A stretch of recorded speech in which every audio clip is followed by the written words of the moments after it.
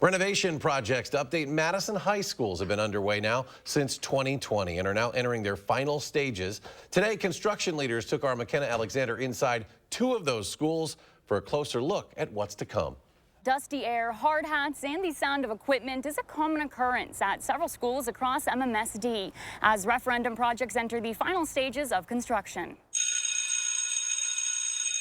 In the Madison Metropolitan School District, the last day of school is just over 6 weeks away. But it's not just students and staff that are eager for summer vacation.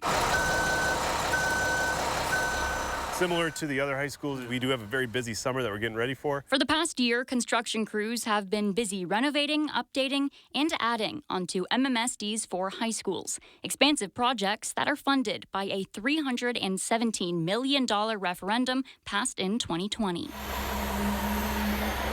2.5 years later, construction has now entered its final quarter. Progress that was highlighted Monday during a tour of Madison West and Belle Phillips Memorial. By the end of the summer, the goal is to have, we'll have our structure up and then be finishing up the roof so that interior work can go on during the school year. When it comes to mapping out a renovation plan, senior project managers with Findorf Construction say crews typically work on one section of a building for 3 to 4 months before moving on to the next. But because they have to work around students, summer is the best time for construction to advance. As it's all part of a phase construction, the cafeteria here, last summer, the ceilings were removed. We have temporary lights in place, but as a way to stagger the work, so you're not doing everything all at once in the summers, we're able to get ahead on some of that demolition. With varying need at each high school, the referendum funds can be used in different ways. For example, at Belle Phillips, construction has focused on expanding the visual arts and music wing,